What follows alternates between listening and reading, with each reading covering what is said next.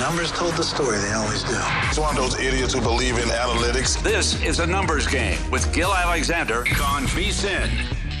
Tuesday edition of A Numbers Game presented by BetMGM. I am not Gil Alexander. I am Matt Brown stepping in for my friend and yours for the rest of the week. Much deserved R&R for our friend Gil Alexander. So it'll be me and Kelley Bydlon behind the glass getting you through the week after the Super Bowl. And just because we are done with the Super Bowl does not mean we are done with football. We will talk our power ratings a little bit later in the show as we head into the offseason. We'll also talk to Cy Najad about some NFL topics as well as some golf, of course. Sam Monson from Pro Football Focus will also join us to talk some NFL. And we're going to talk the other sports as well. Jake Hahn, give us a little NHL talk, and then Ky McKeon, we'll talk some college basketball with him as we head into bubble watch season here for March Madness. But Kelley, we got a coach for the Indianapolis Colts now. It is going to be Shane Steichen, the former offensive coordinator there for the Eagles. Now, this was widely rumored yesterday to be going down. It made official today, and so one of the very last teams to go ahead and get a head coach here. And you look at this Colts team, they hold the 4th pick in the draft. We figure that they will try to make a move. I mean, that seems to be the rumor. They'll try to make some sort of move, but everybody's going to be coming after that Bears number 1 pick that needs a quarterback for sure. They are in that AFC South division, right, that is far from a lock as to who may or may not come out of that division. I mean, we assume that Jacksonville is going to take a big step next year with what they were able to put together at the end of this season. Doug Peterson getting a full year to kind of prepare with all of that, but I think all in all, good hire here for this Colts team, and I see why they kind of held out. Yeah, it's I get it. Obviously, he did great things with the Philadelphia offense. I mean, everything we saw, even in the Super Bowl with Jalen Hurts, and everything that offense has done this whole season. Look, I think it's a good hire. I think it's always tough to grade these things immediately, right? Yeah. It's hey, if you get that Eagles offense right there in Indianapolis, yeah, this is a great hire. A couple words that stuck out to me with what you just said there, assuming in the AFC South, because, man, did we do a lot of assuming last year with this Colts team taking down that division, and that didn't work out so well. So, look, I think Indianapolis is one of those teams where they are a question of how far away are they, right? And it's, we had much different thoughts on that at this time last year as maybe we do right now. Yeah, it's really interesting because I'm wondering if there's at least a little recency bias here in these odds as well. So, I mean, you look, still got Jonathan Taylor, still have Michael Pittman, DeForest Buckner, Rodney McLeod. Stephon Gilmore played at a high level last season as well. Now, look, free agency is going to shake everything up and what they can and can't do and who they can re-sign and who they can't, and we know all of that. But 3 above average to good offensive linemen as well to go with all that. I mean, there's not a lot of difference in what we were kind of looking at with this team last year heading in this year, other than the fact that we don't really know who's going to be playing quarterback for them. But I mean, I look at this and say, Kelley, there are only 2 teams with worse odds to win the Super Bowl than this Indianapolis Colts team. It is only the Texans and Cardinals that have worse odds to win the Super Bowl than this Colts team. And so if we kind of look at the fundamental pieces of this team and the reasoning that we were on them last year heading in, it's not that different because as we found out, I mean, Matt Ryan, who we thought was not washed, wasn't. We thought he was going to be fine because he was 2 years ago. Yes, but it was washed, actually. Ended up being washed in this whole situation. So, I mean, if they're able to get that 1 pick, and we know they'll be aggressive along with several other teams that are going to be aggressive, and then they bring in that guy. Now, whether that guy is Bryce Young or C.J. Stroud, or if they're going to take a swing for the fence with the whole Will Levis thing or Anthony Richardson, whatever it might be, if that guy can come in and just play at a league average level, I mean, even a league average level, we assume the Jags are going to be better. We don't know the Jags are going to be better. I assume that Trevor Lawrence kind of turned the corner there towards the end of last season. I can't say that that's going to carry over into next year as it is anyway. So I'm not out on the fact that maybe this Colts team could be live in this division. Like, I'm not completely out on that. The Titans are certainly no team that we're going to be going into the offseason thinking that they're some sort of juggernaut. Yeah, absolutely. The one, I would think they're a team. Okay, we got to preface this with nothing. Assuming they fall in love with one of these quarterbacks, right, I would assume they are a team that you have to watch out for trying to make that trade to number one. That might also be the appeal to anybody that you're bringing in for a head coaching search, right? If you know you're going to be aggressive in the draft and you kind of get your pick of the litter when it comes to these quarterbacks, that could be a big, big deal. So I don't know. This could be the start of a very, very, very active offseason for the Indianapolis Colts. And look, we know they have an aggressive owner. We know they fell way, way short of expectations last year. So, yeah, like you said, there's still the building blocks in place, I think, to make this a quality team. And we need to keep in mind still, I mean, part of the reason we made bets on this team last year, you made bets on them, right? Am I just speaking for myself? No. Okay. No. Yeah, I did. I thought you did, but I didn't want to put you in that losing game. No, those were toast real quick. Yes, yes, absolutely. It was on those. But as we learned last year, yes, I think the Jaguars, especially at the end of the last half of last season, proved they really are on their way up, and those young pieces are really starting to look like NFL pieces. But this division still isn't all that great. You know what I mean? So to your point, if the Colts make a massive rise back up in this division next year, I don't think anybody should be surprised. Yeah, and I look here, and we are all assuming Chicago's going to trade out of this number one pick. Honestly, they should. They want a defensive player as it is anyway. You're going to be able to get a defensive player further down in the draft. They have all this cap space that they're going to be able to acquire all these different players. They're going to get some additional picks whenever they give up this number one pick. So they should, in fact, be in full rebuild mode. They've got to get out of this number one pick. And so you do look. Houston's going to need a quarterback. Indianapolis is going to need a quarterback. That's your number 2 pick. That's your number 4 pick. Is it out of the realm of possibility that Seattle could be in play? I mean, are they really sold on Geno Smith? Who knows? They're sitting there with the 5 pick. We know the Vegas Raiders are going to need a quarterback sitting with that 7th pick. Atlanta, are they sold on Desmond Ridder, right? I mean, Carolina needs a quarterback. So we are in a very quarterback-heavy and quarterback-needy draft right here with a bunch of teams with picks that are inside that top 10. And then you look at some of these teams that may or may not be able to pull off something incredibly creative. We know the Saints need a quarterback. They ended up acquiring a first-round picks that they might be able to flip for something, maybe some players along the way as well. We know Tampa is going to need a quarterback. There's just an incredible amount of teams that could fill some slots here, which is why when these props come out, Kelley, I'm very, very interested at what the books are going to hang the over-under on quarterbacks in the first round at, because you can't do 3.5 because 4 is definitely going. We had a heated debate on Big Bets about this last week. Yeah. What do you think the number is? Honestly, I think they take the easy way out and go flat 4. And just say, we'll take the push. I think so. I think so, too. I think they hang it at flat 4. It is almost certain 4 are going. And then it would take a team falling in love with a 5th guy, which we know has happened before, right? Like, you're right. You get to that, 31, 32, and some of these teams. Someone swoops back in. They swoop back in, or you look at, again, so let's say they can't make a move, right? New Orleans has the 30th pick in the draft right now, right? They need a quarterback. They can't get a deal done to get up in the draft. So maybe they just look at that guy that might not be there in the second round for them. They just say, hey, look, it's worth getting the fifth year option on him. So we'll go ahead and take a quarterback there. So I think they hang it at a flat 4 and are willing to just push 1 million tickets. So I think I'm betting it regardless, though. Because if it's 4, I'm betting over, and just kind of knowing I have the push protection. Yeah. And if it's 4.5, I'm hammering the under. Yeah. Yes, exactly. And if it's 3.5, I can't imagine the amount of money I will be on a plane hopping state to state to state to get down as much money on the over as humanly possible. Robbing banks to put that bet in. Yeah. They are not passing on Anthony Richardson in this first round. I know that there are all kinds of accuracy issues. I know that there are all kinds of decision-making issues and all of that. But you hear these guys that do this for a living, and they say, as far as athleticism goes, he's the most freak athlete to come into the draft since Cam Newton. He has even better kind of upside than Cam Newton does, because his arm is not just good. It's like elite rocket. Yeah, it's like elite rocket arm type situation. And there's just not going to be, there's too many teams that need someone. And Josh Allen became Josh Allen, even though all of these comps essentially were the same. It's like, hey, this guy, he's inaccurate, but look at his athleticism and look at his arm and all this. Josh Allen made Anthony Richardson a first-rounder for sure, and Josh Allen made Anthony Richardson a ton of money.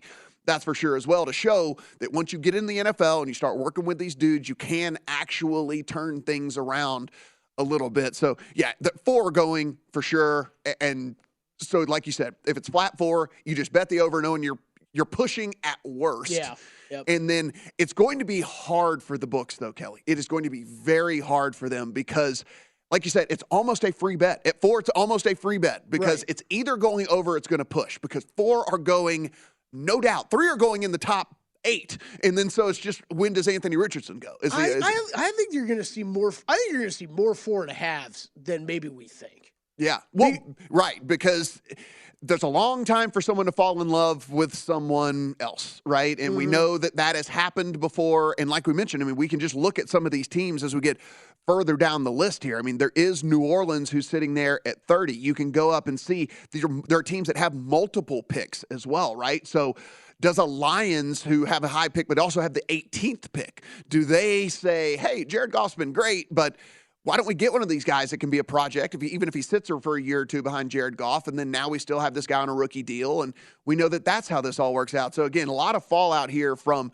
not only this coaching hire, but when free agency really kicks in, that's when things are going to start to take shape, and that's when, Kelley, we might be driving to the Arizona border to fire on some of these over-unders and things like that whenever they finally get posted, because I think that's probably like first week of March, I think last year was when we started to see that stuff. I don't think it's too far away. You're right. It's probably a couple weeks, something like that. I will say that I did reach out to 2 odds makers last week when we were having this conversation to get an answer on the 4.5.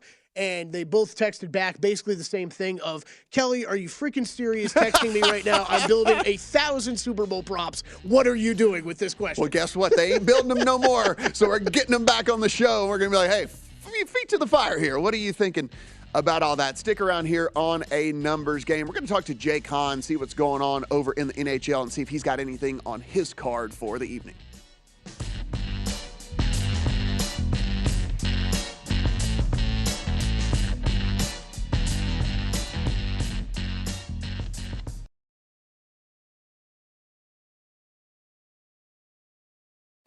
A Numbers Game on VSiN, the Sports Betting Network. It is A Numbers Game brought to you by BetMGM. BetMGM, download the BetMGM app. Now the king of sportsbooks, Matt Brown, Kelley Bydlon here, Gil Alexander out for the rest of the week. So you're stuck with me and Kelley, but it is okay because we get excellent guests like this next one right here. Jake Hahn, it has been a hot minute, my friend. How are you? It's been a hot minute maybe since you guys have heard from me, but I've been listening to you guys break it down a lot, especially on the golf shows that you guys have been doing every week. I really enjoy those. So maybe we get into a little golf by the time you guys boot me off here, but it's great to see and talk to you both again. Oh, thanks, Jake. I would love to talk a little golf with you, but let's kick things off. Listen, I hard sold you on hockey, so we got to start with hockey and we'll go from there. This is more just some opinion stuff that I want to know from you. So Rangers currently tied for 5th most points in the East. They acquired Vladimir Tarasenko from the Blues. Now, big year last year for him, maybe not quite so much this year so far, but what do you think this move does for him as a player and then just the Rangers as a team? Yeah, I think it just makes them a much deeper team. If you look at his first 2 games, he played 2 games with the Rangers over the weekend. They won both of those games. They actually scored 12 goals combined in those games. So the offense showed up, and in one of the games was in Carolina. Nobody wins in Carolina. Nobody scores 6 goals in Carolina. So I think it was impressive when you look at his individual minutes. He actually played under 14 minutes in both of those games.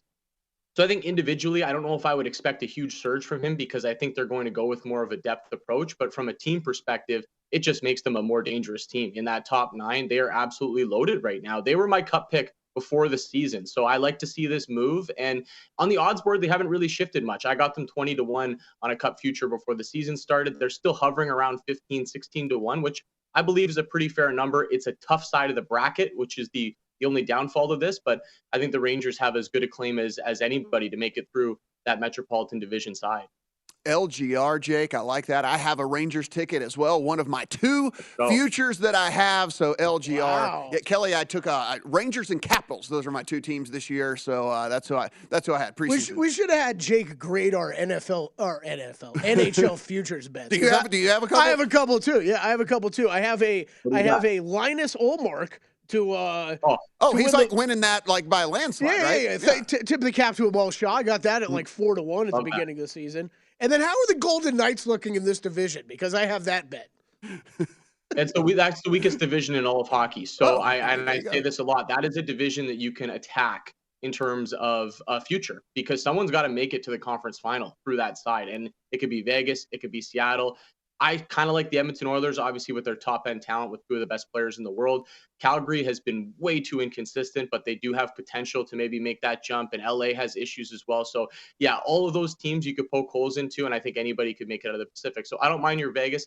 I also do have the Ullmark future as well, Kelley. So I'm riding with you and then praying that cashes. We got to wait till like June though for the NHL award. It's like money is locked up forever whenever you ready to bet for the next NFL the NHL futures and stuff like that. So, Jake, this might not be on your official card, but do want to look at what is perhaps the game of the evening, where we have the Bruins on the road at the Stars. This is both, teams with most point in their conferences, and Boston with the absurd plus 80 in goal differential as they head into this one.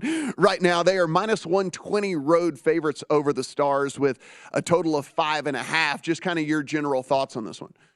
Yeah, it's not on my card yet, but I've been looking at this game and I'm tempted by the Dallas Stars as a home dog. I think anytime you see a quality team as a home dog in the NHL, it does pique your interest.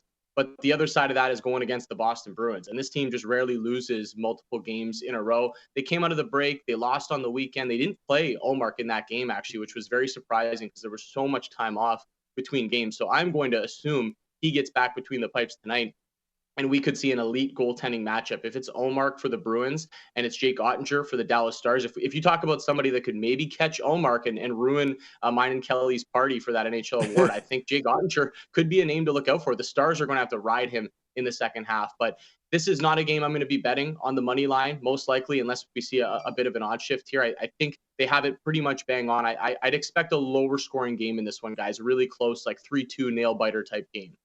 So, Jake, on the polar opposite end of that one, we have a game like the Blackhawks and the Canadiens, two of the worst teams in the NHL. We got about 28, give or take, games left in the season. What do you do with a game like this at this point in the year where it's two bad teams, not really nothing to play for whatsoever? Are these games you just instantly scratch off your card, or is there still value to be had in these two bad teams that play? For the money line, I usually scratch it off because the winner and loser, I think especially with this year, and look, I don't think teams go out there and try to lose games. These players are fighting for money. They're fighting for contracts. They're young players fighting for a spot in the league. So I think management puts rosters on the ice that won't look too good, especially in a year like this with Connor Bedard sitting there, probably one of the best prospects we've seen in hockey in years. But the players are going to try. So if you can find an angle on these games, I'd still be comfortable betting them. Like if you look at this one, I can't lay minus 145 with the Habs. So if I'm taking anything in one of these games, I'm just going to blindly play the dog and take the plus money and hope that the Blackhawks show up. It's a game you could attack for a total. Shot props as well, I think, are still very live for games like this. Example for this game, I really like where Kirby Dach is at in the lineup. Nick Suzuki as well has been shooting a lot for the Montreal Canadiens in the absence of Cole Caulfield. He looks like he's done for the year. He was their big shooter, and young guys like Kirby Dach and Nick Suzuki are guys to look at, I think, not only tonight, but for the rest of the year in that shot prop market. I know one game I think that you said you are looking at tonight, 7:30 Eastern, Senators and the Islanders. Right now, the Islanders minus 195 home favorites here over the Senators, plus 165 on the road. Dog 6 is the total. What's your angle in this one? Yeah, this is one of my favorite spots, I think, of the night. You're watching the Senators last night. They actually had an unbelievable comeback last night against the Calgary Flames. I watched the whole game. They were as dead as can be. They went full zombie mode in this game, guys. It was 3-1 late. They were getting dominated, skated off the sheet, and they came back, scored 2 late goals, one in overtime. Now they got to pick up and travel to New York to face the Islanders. So they got to go from Ottawa to New York. Not crazy trip, but still a trip nonetheless. And I just think that this is a game the Isles absolutely cannot lose. They're going to get the benefit of a great goaltending matchup. Sorokin is going to probably start this game for the Isles. And the Sens are working with like their 3rd, 4th, 5th string goaltenders at this point with so many injuries. So it's been steamed a little bit. Last night it opened around minus 160 and I was able to grab it. And I don't mind the puck line. If you're comfortable laying and you want the plus money, I think the puck line, it's sitting around plus 150 right now. That's a line I'd be willing to back. I think the Islanders win this game 4-1, 5-1, something in that range. Talking to Jake Hahn, co-host of The Point, also fantasy hockey show over on SiriusXM. If you want to find him on the Twitter machine, Jay Hahn 4. Let's go to the 2 late puck drops here, 9 Eastern, Lightning and the Avalanche. Minus 125 Lightning on the road here, plus 105 Avalanche at home. 6 is the total. I was breaking down a lot of these games with you guys last year in the Stanley Cup final, right? This Islanders Colorado Avalanche Stanley Cup final rematch. And I don't think it's the line we would have expected at this point of the year. You would expect Colorado on home ice to be a pretty healthy favorite, but with the amount of injuries that they're dealing with right now, it's like one player comes back, two players leave. It's been a really tumultuous season for them in terms of injuries. Ky McKeon is out, but if you really dig deep into their injuries, I don't think it's all that bad for this game. And I'm comfortable taking a shot on the Avs at a slight dog price here at Ball Arena, where it's still very difficult to win. These two teams played about a week ago, and the Lightning just crushed the Avs. But it was 5-0, I believe, was the final in that game.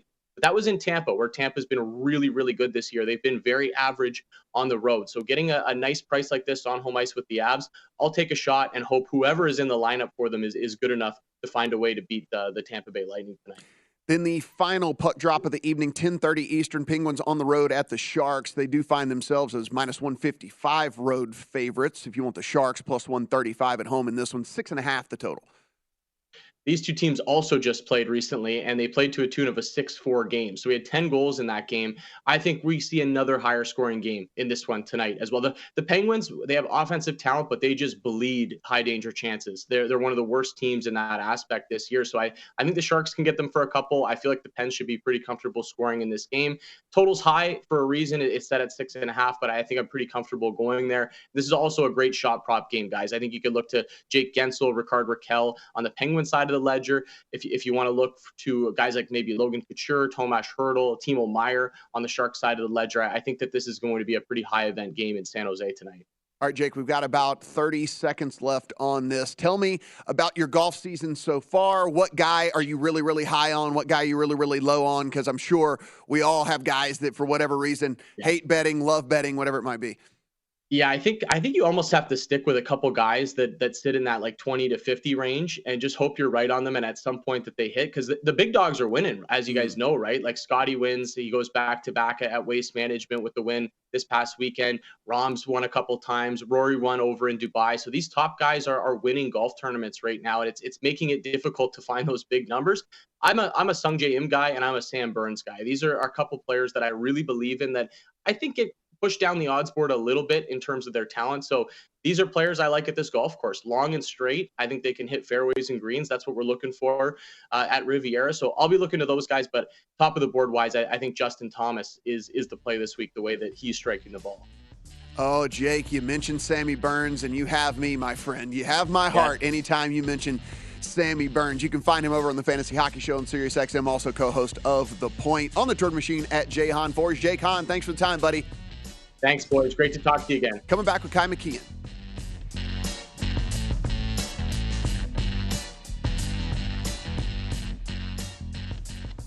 A numbers game on VSiN, the Sports Betting Network.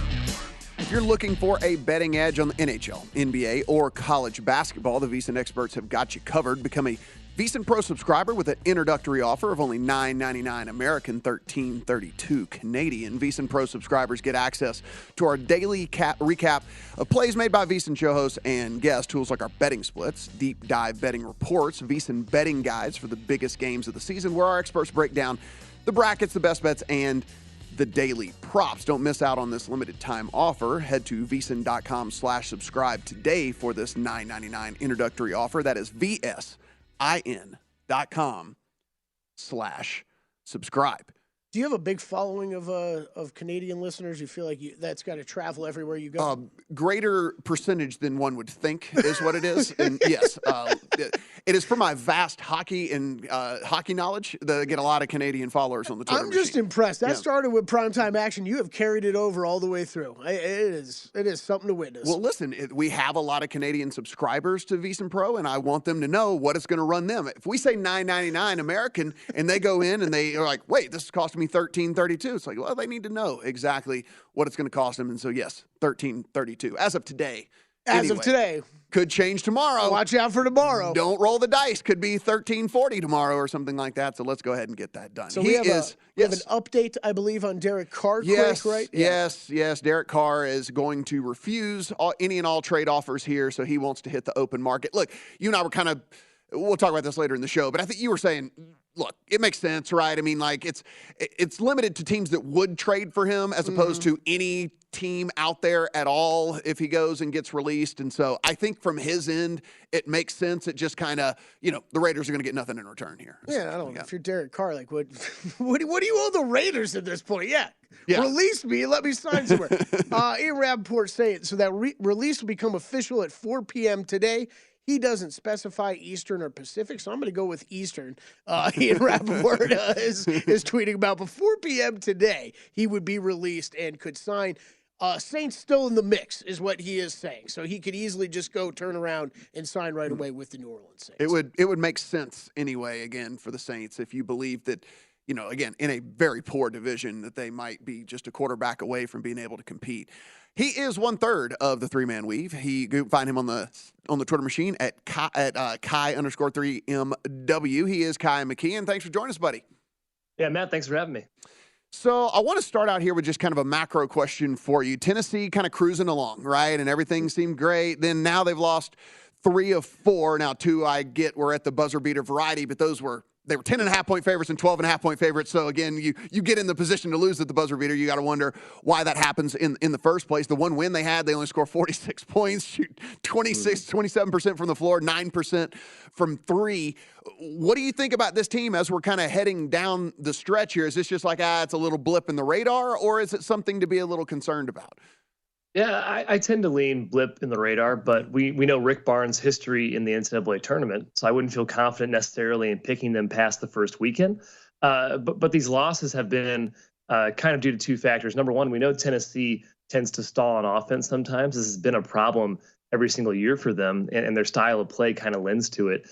And number 2 is their defensive three-point percentage this season was the pace. It was ridiculous what teams were shooting against them. It was below 23% for a while. A couple teams finally get hot and take them down, and then they really hadn't dealt with that adversity this season. So I think it's a little bit of variance, and I think it's a little bit of, we can see the holes on offense here for this Tennessee team. So I tend to think blip in the radar, but going forward, I'm still pretty hesitant. So we know Tennessee and Alabama are at least would be considered good by the general population out there in the SEC. Are there any other SEC teams that are good? Man, that's a good question. I would say those 2 for sure, right? Auburn, I still have questions about. I still have questions about Texas A&M. My Missouri Tigers, I'm not too confident in, especially as a good Missouri Tigers fan. We're always kind of pessimistic. And then Kentucky, you can't call them good as well. I think there's 2 elite teams in this conference. It is Alabama, it is Tennessee, and probably the only 2 Final Four contenders I truly see. With apologies to Arkansas, they are getting Nick Smith back, but I'm still not a big believer in that team. Let's talk about a couple of games that are on your card this evening. First one, 7 p.m. Eastern. We got Central Michigan and Bowling Green. Bowling Green, about 7-point favorite, 7.5 right now as we look across the country here, 145 being the total. What do you like in this one? I like Bowling Green here, -7. Now, they haven't won in a while. They have 5 straight losses, but I think it's a good get-right game for them. They beat Central Michigan by 22 in the first game between these 2 teams. And most importantly, there's no Jesse Zarzuela for Central Michigan. They're now 1-4 against the spread without him in the lineup. And they were down double digits to Miami in the last game before they made a furious comeback. So it really could be 0-5 against the spread. I don't think odds makers or analytical sites have adjusted for his absence. So I think you're getting a pretty cheap price here at -7 for Bowling Green. Then we have at 8:30 Eastern, LSU and Georgia. Georgia a 4.5-point home favorite as we sit right now, 139 being the total. Are you backing the Tigers in this one, or is it the home team? I'm going the dogs. I'm going Georgia Bulldogs here. It's mainly a keep fading LSU play. They're lost. They're 7-17 against the spread this year. It's 4th worst in the country. They're 1-10 against the spread in their last 11. They're 1-4 against the spread on the road. It's just not a good team right now. It's an even worse road team. And Georgia just got Terry Roberts back for the Kentucky game. He's their point guard. He's their best player. Excuse me. Makes a huge difference. And Georgia's a competent team, especially at home. I think they can take care of business here, cover 4.5. Talking to Ky McKeon, part of the three-man weave crew. Again, find him on the Twitter machine at Ky_3MW. A couple of other games I know you don't have plays on, but I do want to get your opinion here. A couple of tightly contested games. We got Creighton, winners of 8 in a row. Providence has dropped 2 of its last 3, and we're looking here at about a 2-point game. These two teams did meet about a month ago where Creighton won by 6. Any thoughts here as Creighton as a road favorite? Yeah, tough to step in front of Creighton right now with the way they're playing. But the Dunk, or the place formerly known as the Dunk, is a really tough place to play. It's a fantastic crowd every single time. This is a huge game, obviously, with Creighton and Providence kind of still fighting for that 1 seed in the Big East tournament. I lean towards Providence here. I lean towards the dog. I think they get it done. Pull an upset. It's more so about Ed Cooley magic and the Dunk magic than anything else. They just have a really tough home court, and it's a great spot. And one other game that I think people might be tuning into tonight, especially if you are an Oklahoma State fan, they've won 5 in a row, 7 of 8. I think you would probably consider them firmly on the bubble as far as getting into the tournament. 2-point dogs tonight to Kansas. Yeah, that road win at Iowa State was huge. That probably got them in the tournament. They now have 7 wins in the Big 12. And it's impressive because they're doing this without Avery Anderson, one of their best guards, who's done for the year with wrist surgery. They keep playing tough. It's their defense. They have the best defense in the Big 12 this season in conference play. They force turnovers. They are wickedly tough to score on inside the paint. I think they give Kansas the game here. We know Kansas is vulnerable this season, especially on the road in Big 12 play. And just like Providence, Gallagher-Iba Arena is a tough place to play. Lean Oklahoma State.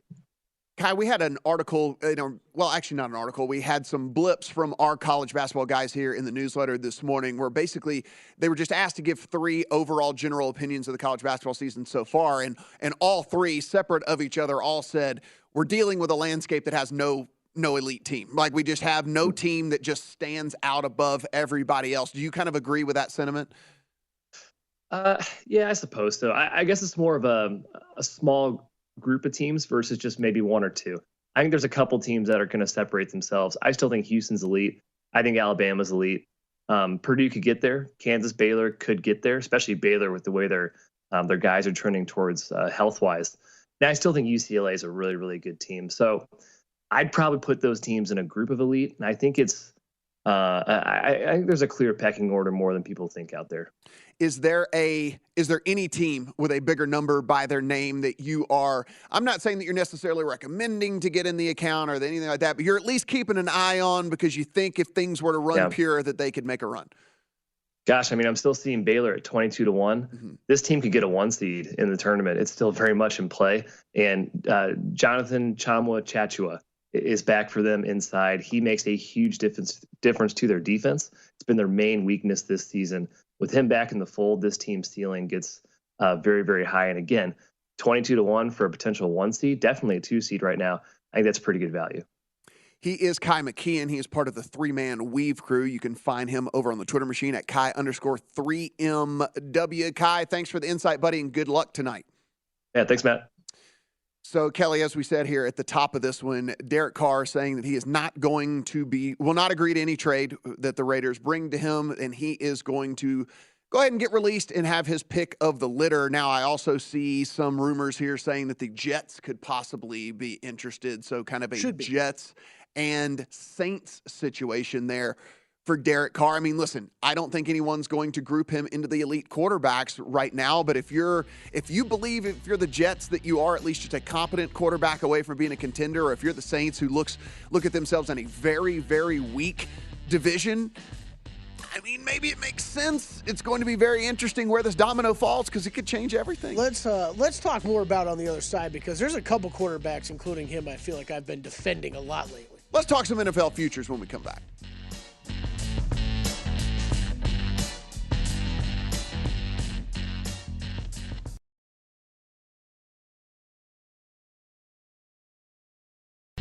A numbers game on VSiN, the sports betting network.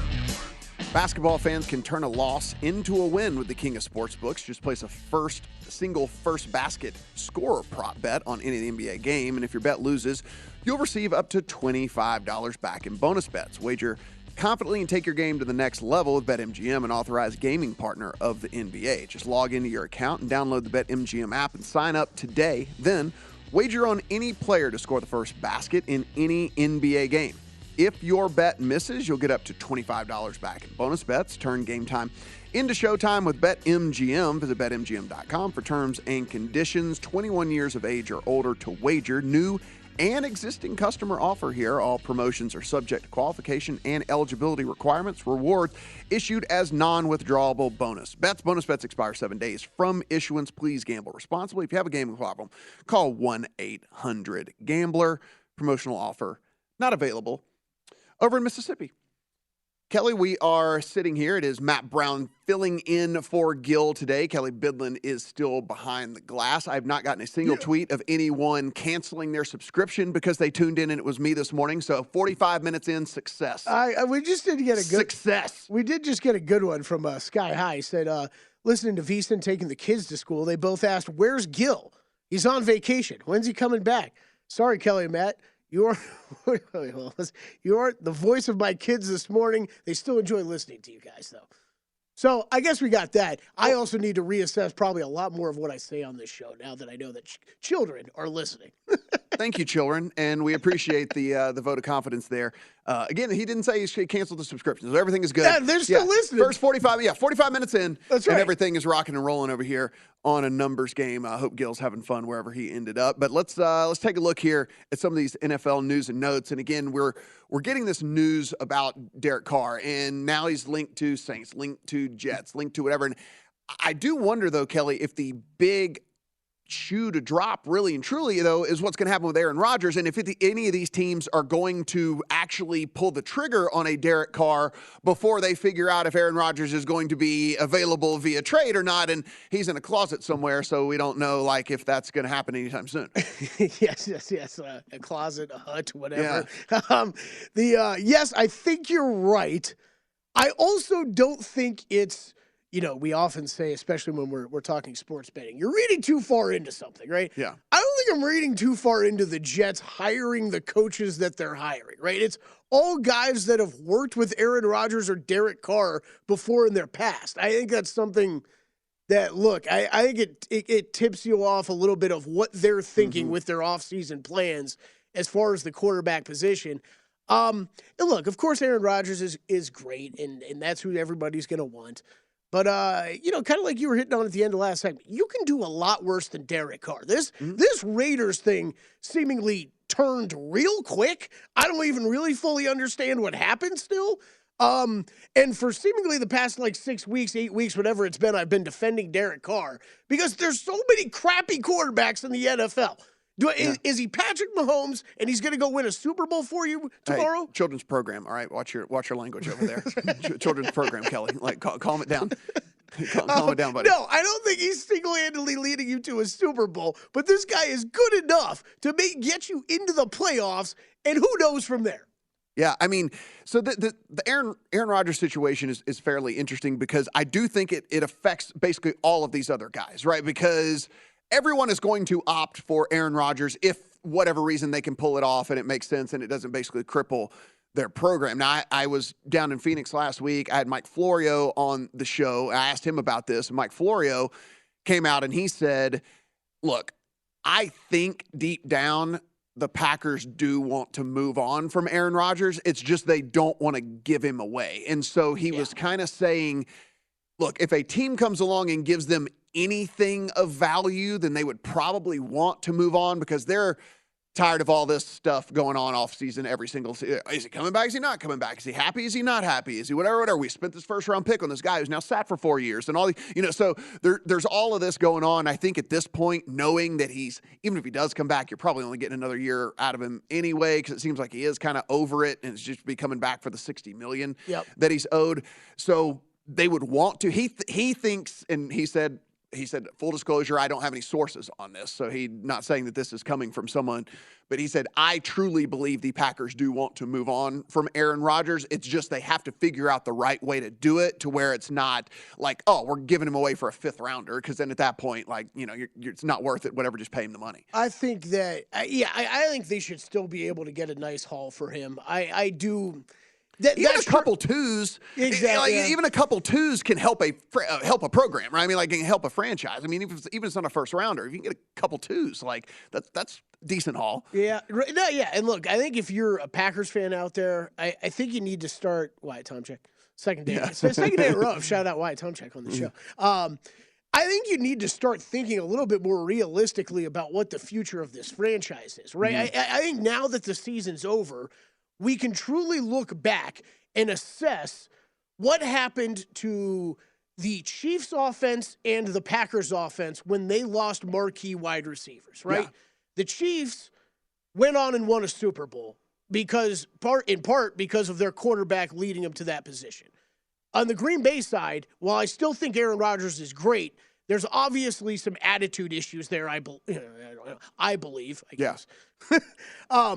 They still have a great set of running backs. Their wide receiving core is really not that much better or that much worse than what Kansas City has. And yes, Travis Kelce exists on the Kansas City side, which Green Bay doesn't have.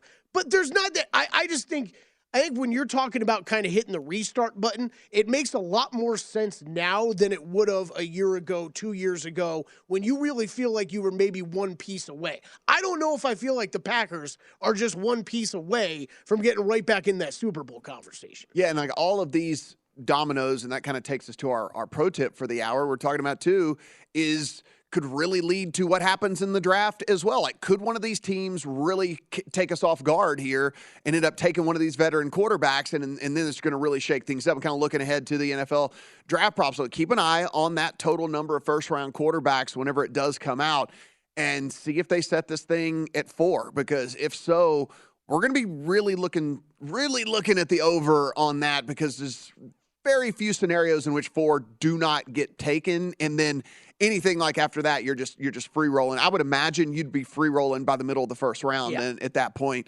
And so I think you'd be feeling pretty good about it. Of course, those pro tips you can find over on VSiN.com as part of being a pro subscriber. You get all those in a nice little handy dandy box there that you can go in and sort through. So be sure and take a look at those over there. But Kelley, I mean, I think Colts would go retread quarterback again after it's failed 3 times in a row. I don't think one of these other teams that has a high draft pick would forego being able to get one of these guys on a rookie contract and see if they pan out over 5 years. But look, weirder things have happened, right? I mean, I have no idea really and truly where the Colts believe they are as a franchise. Maybe they think that they're way better and they could honestly trade for Aaron Rodgers and that would put them in a Super Bowl. I don't believe that, but maybe they believe that. And so that's kind of like, I think the Aaron Rodgers thing is kind of the first thing that needs to happen in all this before we can really get a true idea of how this is all going to shake out.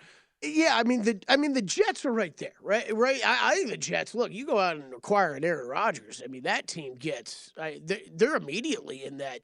Well, this is what's always tough about the AFC. They're immediately a sold playoff team.